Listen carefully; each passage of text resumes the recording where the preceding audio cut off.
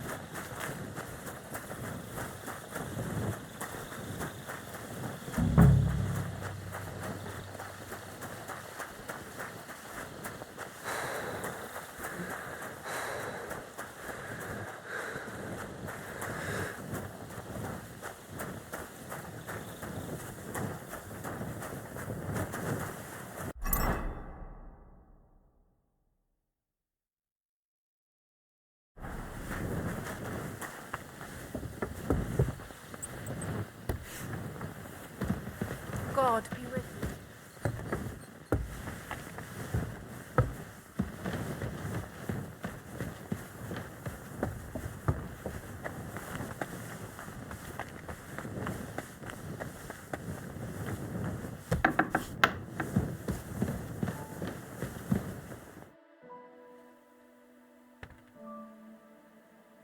I heard some interesting books from Prague have arrived at the castle. There's one I'd like to borrow.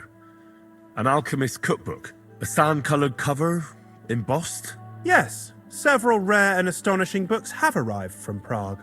But why are you interested in an alchemist's cookbook, of all things?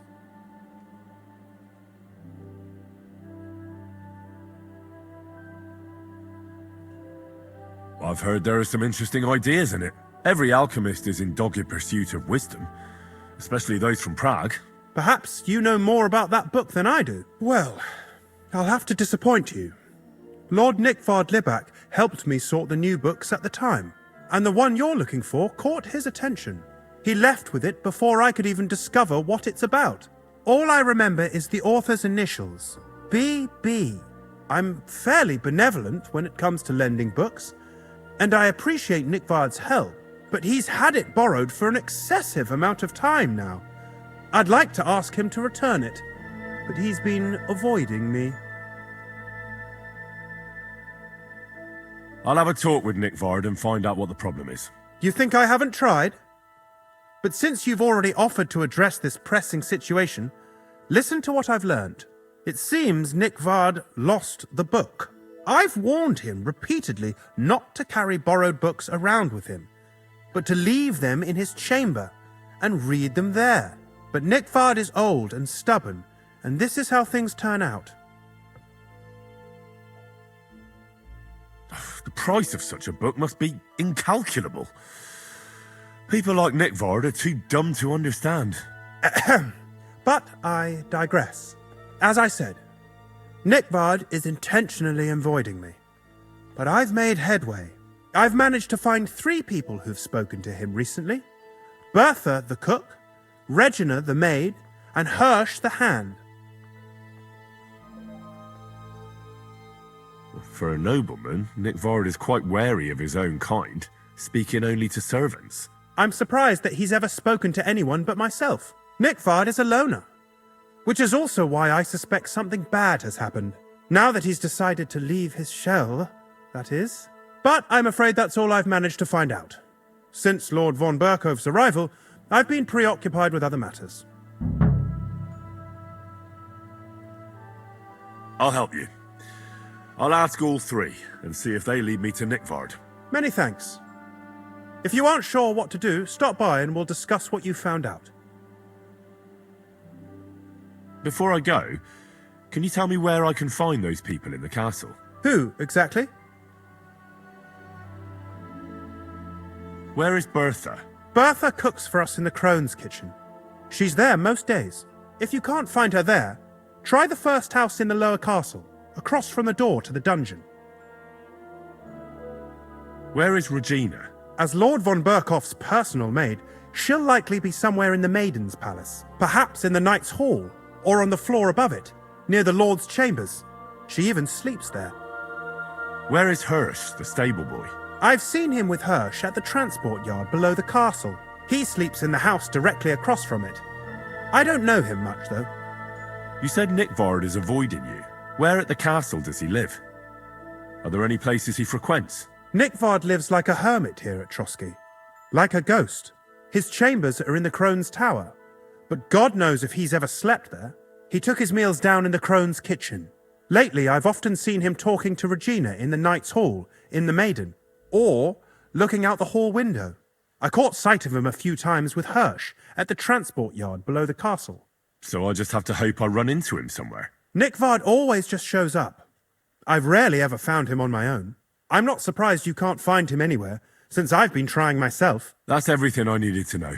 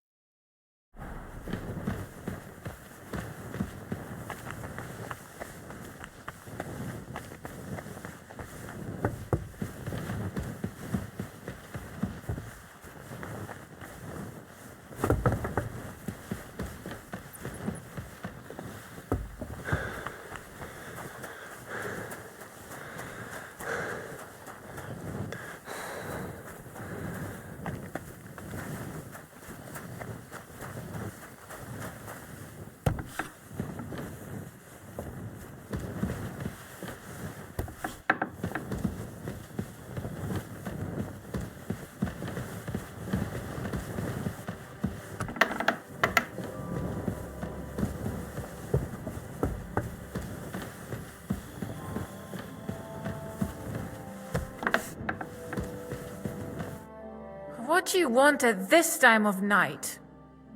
Do you know where I can find Nickvard? The scribe said you might know. Erazim is suddenly interested in Nickvard and me. You don't say. But when I need him to read something for me, he never has the time. I'm sorry. I was asking about Nickvard. Aye, I heard you. Say, can you read? I can. In that case, would you mind reading this message I have from Nickvard? Show me. Dear Mistress of the Chambers. What is it? Oh, what I wouldn't give to get messages from someone else. Say, Lord Capon. Never mind. Read on.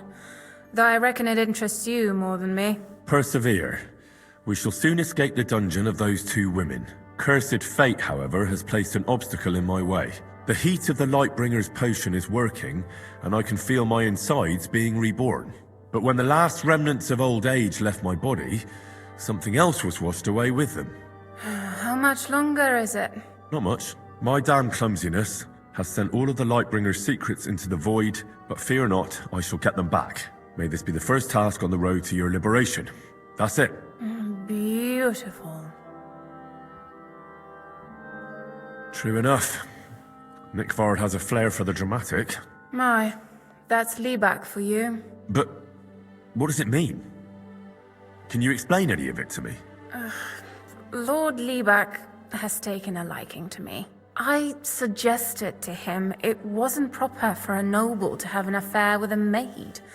But he thought I meant he was too old for me. But then he found what he calls the Lightbringer's potion book. He said it would light a flame in him that would burn out all that's old. So I suppose it worked. Hooray! I know the book he's talking about, but what does he mean, into the void?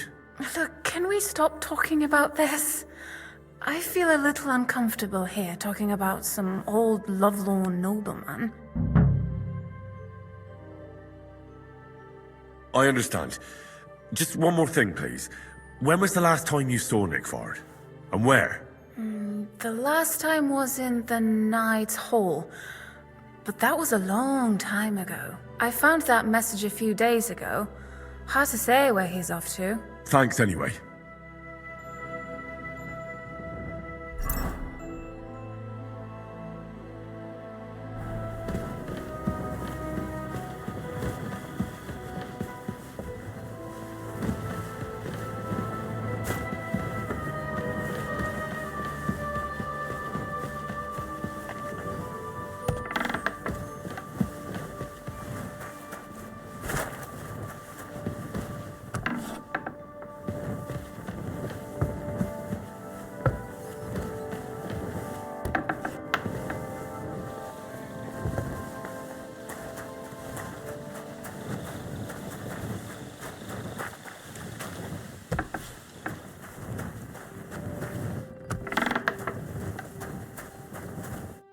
Jesus Christ be praised. Bertha, instead of devils, I need your help now with Nickvard. The scribe told me you might know something about him. Well, I'm waiting for Lord Liebach to stop by. I brewed him another phial of medicine, but I don't even know if the last one helped. I told him to stop by for another one soon. I reckon he must be feeling better. Nickvard needed medicine? For what? I can't say. I promised Lord Liebach his secret is safe with me, as well as his phial of medicine. Oh, come now. Nickvard misplaced an important book somewhere. A sort of alchemist cookbook. I need to find it. I remember the recipes by heart. And Lord Liebach's secret is certainly worth more than any book. Listen, Bertha.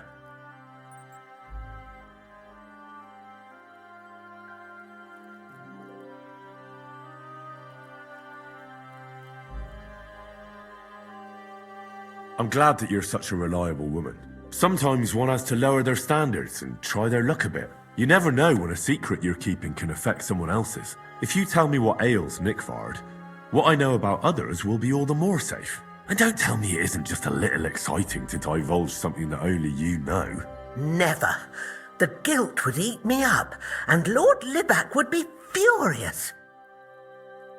I don't know how else to convince you. I'm not going to waste any more time here.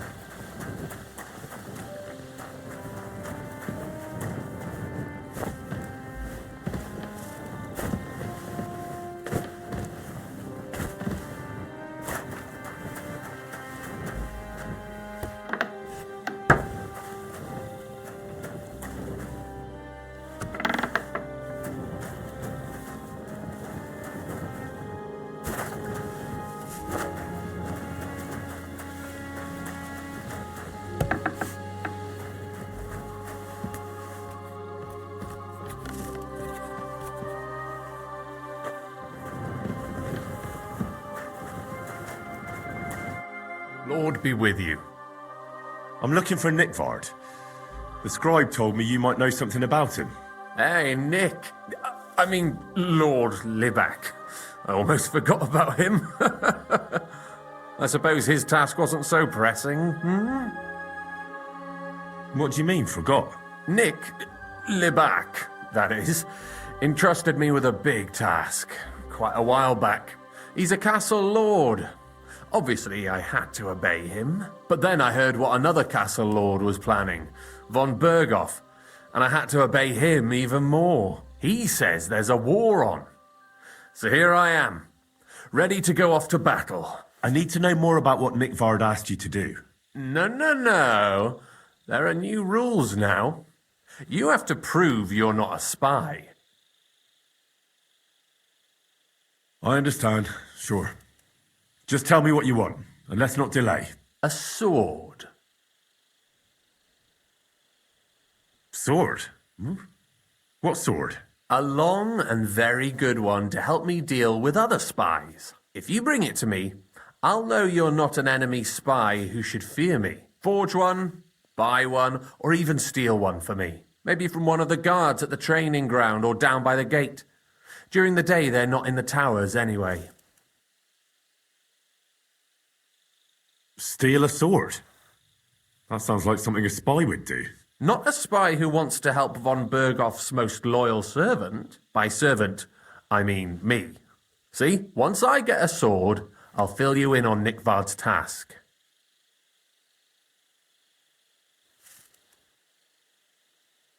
Listen, Hirsch. Don't try any word games on me.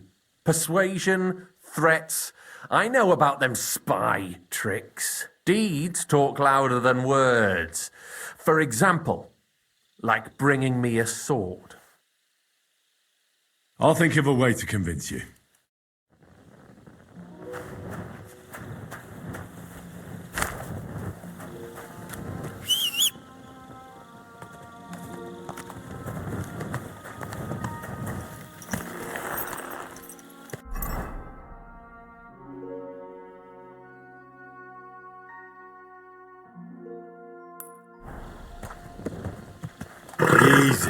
Easy. Nice and slow.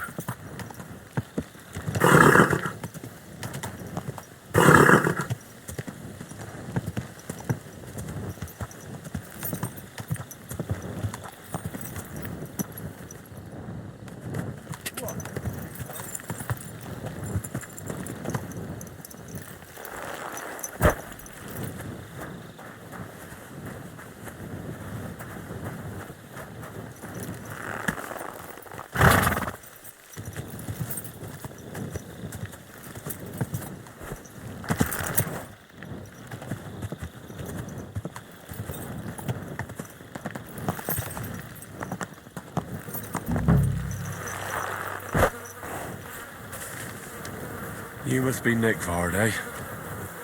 Poor wretch.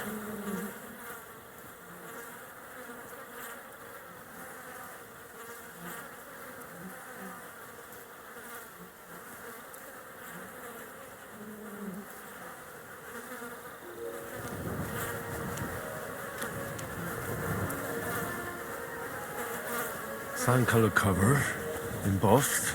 That'll be the book Crazel wants, and it's quite ordinary, apart from being covered in shit.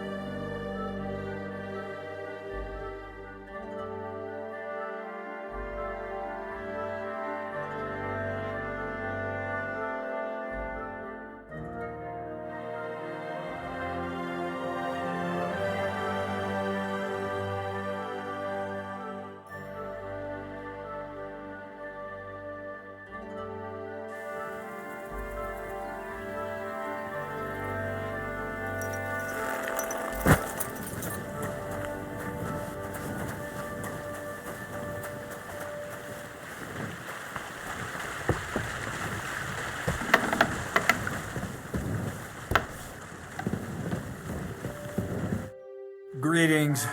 Can't it wait till morning? I have the book for you. Well, I must admit, I haven't had an apprentice this handy in a long time. Zinnik has nothing on you. I didn't even look inside. You had a treasure like this in your hands and you weren't even curious to have a peek? Well, I suppose it's not for everyone. I'll have a look for myself. This really is something. But why is it all covered in shit, for fuck's sake? Let's just say the scribe didn't have it. It actually wasn't even in the castle. Under it, really. Refining saltpeter. Boil wine and alum. Grind. Of course, it makes sense. I'll study the rest on the way. Well, the last chapter of our story of knowledge awaits us. The grand finale. So what now? Do you have another job for me? Charcoal. Sulfur from Hermes Trismegistos. Saltpeter from the carcass pit. As long as Black Bertolt didn't make any mistakes in his calculations, we have everything. What Bertold? Oh, God damn it, Crazer, what's going on here? I'm tired of flying back and forth like a rag on a stick. I won't be led around by the nose. Will you finally tell me what's going on? Believe it or not, all this secrecy had its reasons. But now I don't have to hide anything from you. It's time. We'll meet with the others in the lair, and there you'll learn the whole truth. You go ahead. I'm going to get a few things ready here. All right, then. I hope you keep your word this time.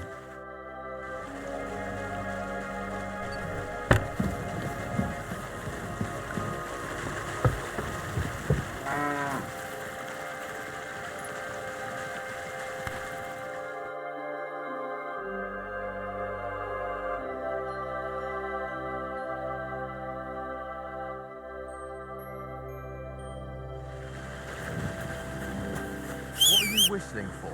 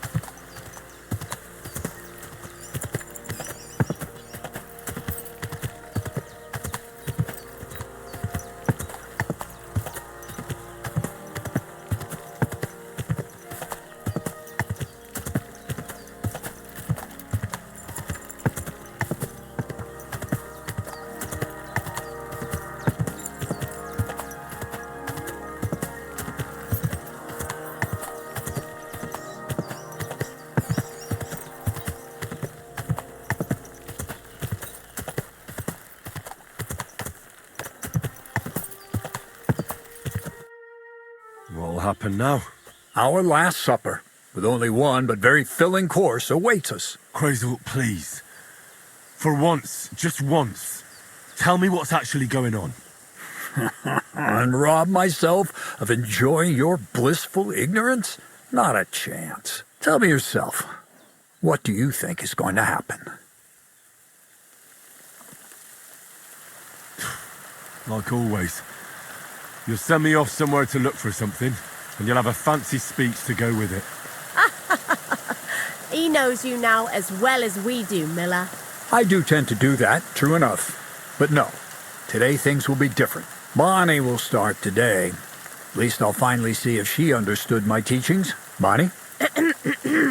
First of all, I'd like to thank you on behalf of the whole gang for all the work you've done. We could never have finished the job without you. We found 2 new partners, you and Monarch here. It's good to have someone to rely on. So, it's time we started being honest with you, so you can finally learn the whole truth. Not yet. Let's pull up that uppity bastard's leg a bit longer. That's the fun part.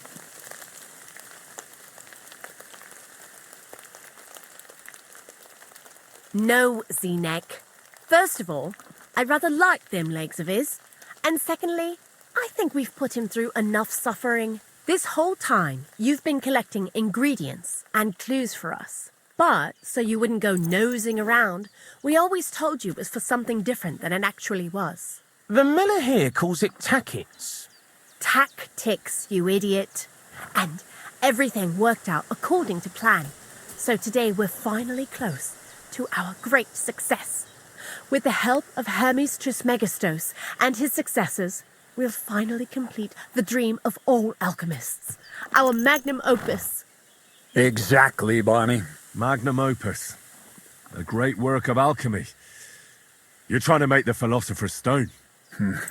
I see you've learned something after all. But no, the Philosopher's Stone isn't our goal. Let's see then, Henry. What is it you think we're making here? You're trying to find a cure for death? An elixir of immortality? Well, Henry's not too far from the truth after all, don't you think? Immortality is the goal of every scholar, at least the spiritual kind. Let's start at the beginning. My father was a miller as well, but I was never much interested in the trade. Even as a young boy, I loved running around Lower Samine and investigating everything living and dead. And I had a lot of questions about everything. Then my mother, God rest her soul, decided it'd be best for me to go to study in Prague. As soon as I grew up and gained a bit of sense, I packed my bags and left.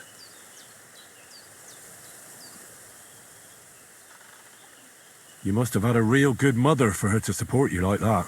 I'd say she didn't have much of a choice. My father was always busy, so she was the one who had to listen to all my questions. I met a lot of remarkable people at the university, and my thirst for knowledge kept growing. But in the end, it only took a year of all that pretentious, scholarly blathering and hypocritical nonsense for me to realize I wouldn't learn anything proper there. Most of the students and masters are just a bunch of dogmatic fools. They have their own truth, and those who want to know more or ask the wrong questions fall into disfavor, as was my case.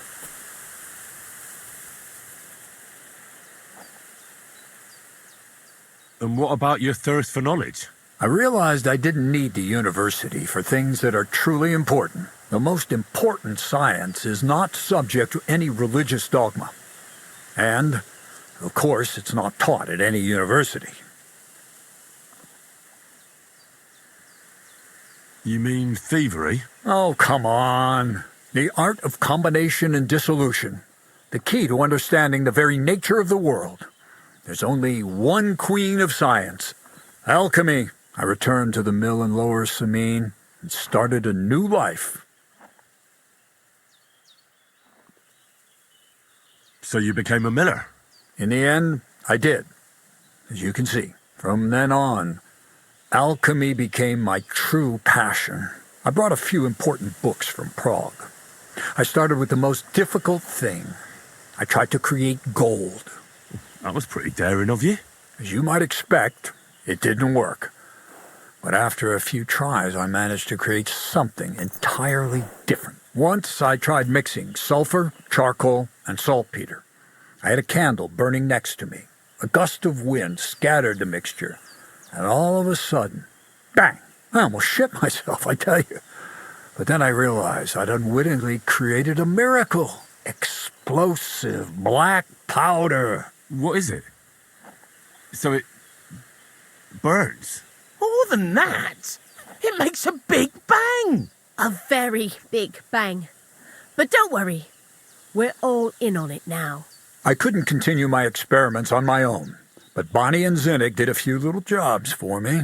So he initiated us. But we just still didn't know how to do it right and not blow ourselves up in the process. And we used up a huge amount of saltpeter and sulfur. By the way, the manuscript from that Hermes Trismegistos was our shopping list and price list for material from Kuttenberg. Only we didn't know correct proportions. I looked up a few of my former fellow students and brought it up with them. And we found out that before us, some monk had already made the discovery. Some fella called Black Bertold, and that he even started writing a book called Feuerwerkbuch. We couldn't believe our luck when we found out there's a copy of it right here at Trotsky. And you know the rest. It's a discovery that will change history. In the right hands, it can make miracles happen. All it takes is a spark, and a storm of fire will sweep away the old world order. It will wipe out stupidity and ignorance, once and for all. And what will happen now? As I said, we're about to have our last supper on our journey to satisfy our hunger for knowledge. A feast of smoke and fire. Black Bertold never finished his book, because he never had enough ingredients for his last great experiment. But now, thanks to you, we do. We can finally finish Bertold's work and finish his book. We'll see with our own eyes what a barrel of black powder can do. I hope you're as excited as I am. Before we get started, there's something I want to know. This book, Feuerwerkbuch, what's written in it? Everything you'd want to know about black powder. How to mix it in the proper ratio, how to store it, how to light it properly, and especially how to use it in warfare, because that's the most important part, after all. Do you really need that much saltpeter? We do. Saltpeter makes up almost 3/4 of the mixture. Not even all the cows in the region could produce enough for us once we really get started with manufacturing. What is it you're going to do with this powder? During wartime, like it is now, a flammable and explosive mixture like this has more uses than you can imagine. If we had a few big barrels of the stuff, we could demolish Trotsky if we wanted to. And maybe we will. All of us here are truly passionate about the idea of a new world, and now it's within our grasp.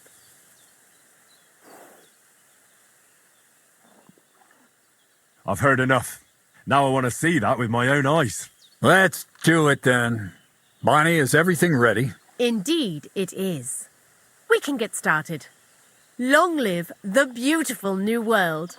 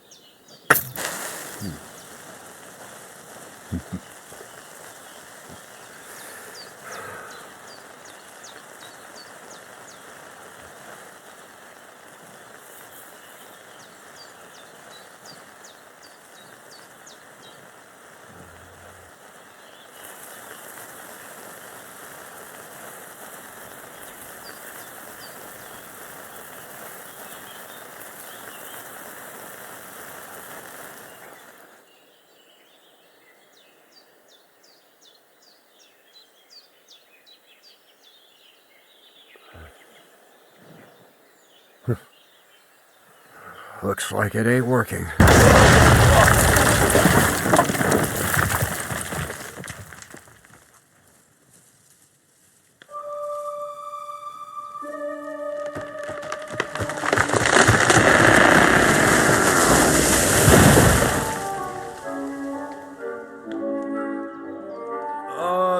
I'd say it works just fine. This will change history. What? I can't hear a thing. But I'd say it works just fine.